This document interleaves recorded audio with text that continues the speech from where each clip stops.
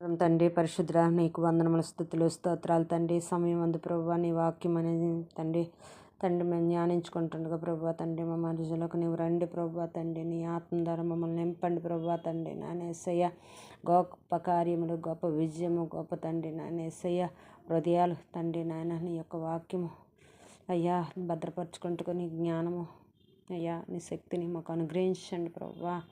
అయ్యా తండ్రి నాయన ఈరోజు ఏ వర్తమానం మాకు అందిస్తున్నావు ప్రభా. వర్తమానం ప్రతి ఒక్కరిలో ఫలించుటకు సహాయం చేయండి ప్రభా. నాయన 30 అంతులుగా 60 అంతులుగా 100 అంతులుగా ఫలించే బాధ్యత అదంతా మా అందరికీ దయచేయమని ప్రభా. ఈ ఛానల్ వీక్షిస్తున్న ప్రతి బిడ్డని నీ చేతులకు అప్పగిస్తూ ప్రభా తండ్రి నాయన అయ్యా ఎవరైతే తండ్రి నేను తెలియక నశించిపోతున్నారో వాళ్ళందరికీ తండ్రి నీ సువార్త వెలుటకు సహాయం చేసి నడిపించమని క్రీస్తునామములో ప్రార్థిస్తున్నాం తండ్రి.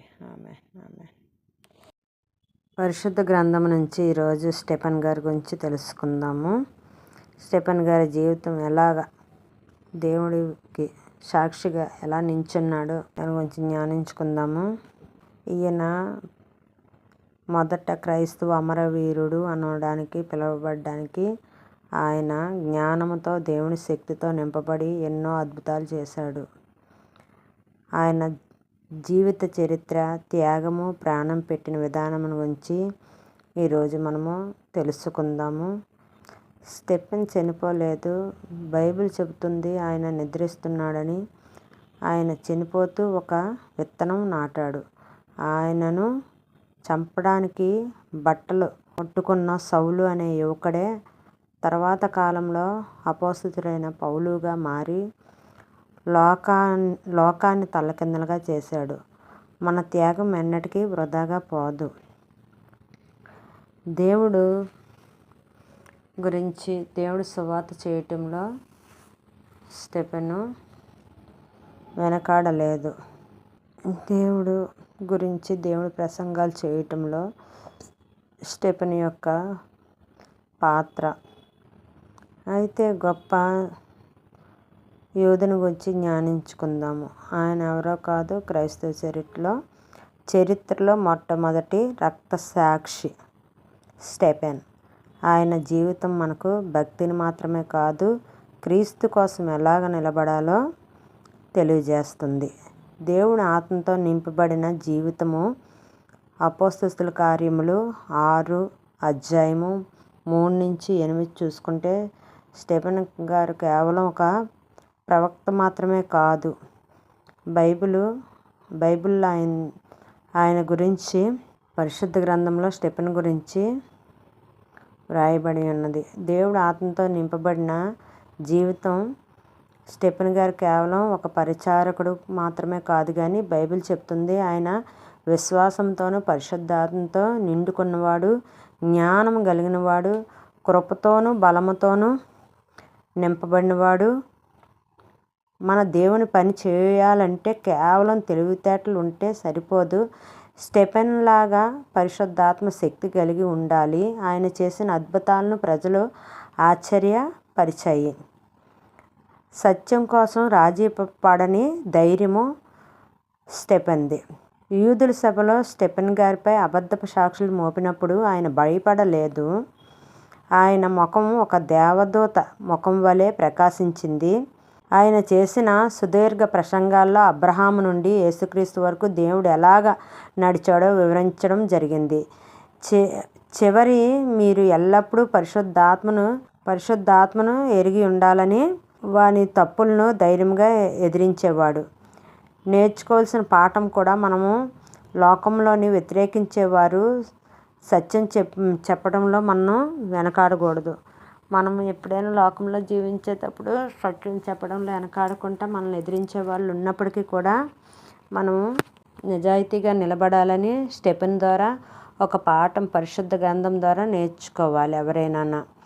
లోకపు దర్శనం మరియు త్యాగము. స్టెఫెన్ మాటలకు కోపం తెచ్చుకున్నవారు ఆయన్ను పట్టణం వెలుపలకు తీసుకుని వెళ్ళి రాళ్ళతో కొట్టారు. ఆ భయంకరమైన సమయంలో కూడా స్టెఫెన్ ఆకాశం వైపు చూశాడు. యేసుక్రీస్తు దేవుని కుడిపార్శ్వన నిలబడి ఉండుట చూశాడు.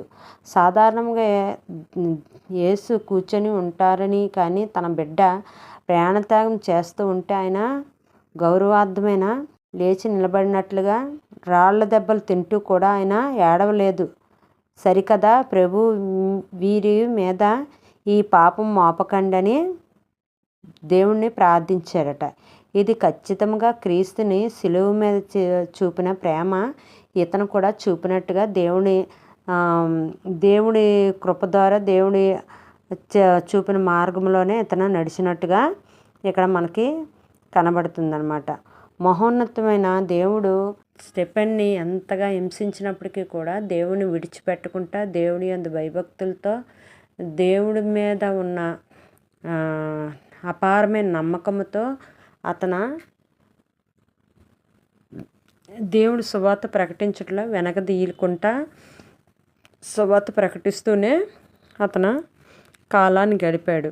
ఈ క్రమంలోని ఇతను ప్రసంగం చేసినప్పుడు వాళ్ళకి ప్రసంగం నచ్చక ప్రజలకి దేవుడిని గురించి చెప్తున్నాడని తిన్ని ఊరి యువతలకు లాక్కొని వచ్చి అతన్ని రాళ్లతో కొట్టి చంపినట్టుగా అక్కడ కనబడుతుంది. అప్పుడు కూడా దేవుడు వైపే చూశాడు, ఆకాశం ముందు దేవుడి వైపే చూశాడు. కానీ ఈ ప్రజలు ఏం చేస్తున్నారో వీరేం తెలియదు, వీళ్ళని క్షమించండి, ఏ పాపము వీరు మేము ఆపకండి అని దేవుడికి ప్రార్థన చేసినట్టుగా ఉంది. అయితే మనం ఏం చేస్తున్నాం? మన శత్రువుల గురించి మనము ఎప్పుడైనా ప్రార్థన చేస్తున్నామా? మనల్ని హింసించిన వారి గురించి, మనల్ని తిట్టిన వారి గురించి, మనకి తండ్రి వ్యతిరేకంగా ఉన్నవారి గురించి మేము ఎప్పుడైనా ప్రార్థన చేస్తున్నామా అని మేము ప్రశ్నించుకుంటే, దేవుడు ఎవరికైతే తనను క్షమించాడో, తను కొట్టిన వారిని కూడా అలాగా మనం ఇతరుల పట్ల క్షమించే గుణం కలిగి ఉంటున్నామా లేదా అని మనం ఒకసారి చూసుకోవాలి. అలాగే ఇప్పుడు శత్రువులు ఉన్నప్పుడు శత్రువుల్ని మీదకి ఏ శాపము రాకూడదని దేవుని ప్రార్థించినట్టుగా ఉంది.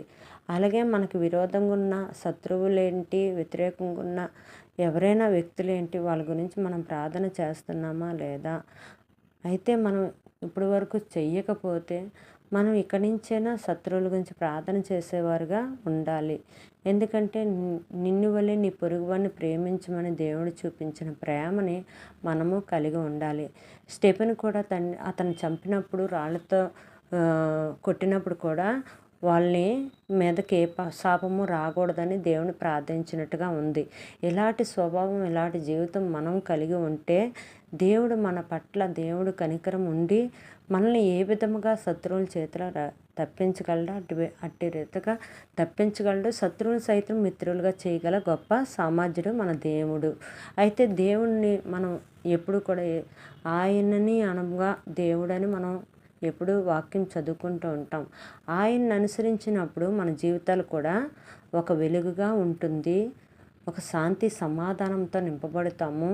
మనం ఎటువంటి కష్టం వచ్చినప్పటికీ దాన్ని ఎదిరించుకునే సామర్థ్యము, శక్తిని, బలాన్ని దేవుడు మనకు అనుగ్రహిస్తాడు. అయితే ఈరోజు మనము స్టెఫెను దేవుడికి ప్రీతికరంగా ఉన్నాడు. దేవుడి యొక్క సువార్తను ప్రకటించినప్పుడు ఎన్నో కష్టాలు వచ్చినప్పుడు కూడా వెనదీయకుండా ముందుకు సాగుతూ వెళ్ళి ఉన్నాడు. అలాగే అట్టి రీతిగానే మనము కూడా సువార్తను ప్రకటించేవారుగా, అన్యజనులకి తెలియని వారికి దేవుడి గురించి తెలియజేసేవారుగా మన జీవితాలు ఉండాలి. ఎందరో మతసాక్షులు దేవుడు గురించి మరణించి ఉన్నారు. మొట్టమొదటగా స్టెఫెన్ గారు మరణించినట్టుగా మన పరిశుద్ధ గ్రంథంలో వ్రాయబడి ఉన్నది. అయితే ఇతను మతసాక్షిగా జీవించి చనిపోయినప్పటికీ ఇతను చనిపోలేదు, నిద్రిస్తున్నాడని వ్రాయబడి ఉన్నది. అయితే ఇతను ఒక సమయం వచ్చినప్పుడు తిరిగి లేస్తాడనే విశ్వాసం అందరిలో అక్కడ కనబడుతుంది. అలాగే మనము కూడా అంత విశ్వాసం కలిగి దేవుడి పట్ల జీవించాలి. దేవుడు చూపిన మార్గంలో మనము అనుసరిస్తూ వెళ్ళాలి. అయితే ఈ ఉదయకాల సమయం చిన్న ప్రార్థన చేసుకుందాము. పరిశుద్ధ ప్రేమగల తండ్రి, పరలోకమందు మా స్వామి, నీకు వందనములు, స్తుతులు, స్తోత్రాలు. మహోన్నతమైన మా పరలోక తండ్రి, ఈరోజు స్టెఫెన్ గారి జీవితం ద్వారా మీరు మాతో మాట్లాడినందుకు వందనములు. నాయనా, స్టెఫెన్ గారికి ఉన్న అట్టి ధైర్యాన్ని, విశ్వాసాన్ని, శత్రువులు క్షమించే హృదయాన్ని మాకు కూడా దయచేయండి. లోకపు శోధనలు ఎదురైనప్పుడు మా కళ్ళు ఎప్పుడూ నీ వైపు చూసేవారుగా మమ్మల్ని బలపరచండి. ఈ ఛానల్ చూస్తున్న ప్రతి ఒక్కరిని దీవించండి. వారి జీవితాల్లో మీ సాక్షులుగా నిలబడే కృపను ఇవ్వమని మా రక్షకుడైన యేసుక్రీస్తు నామములో ప్రార్థించి అడిగి వేడుకొంచున్నాం తండ్రి. ఆమెన్.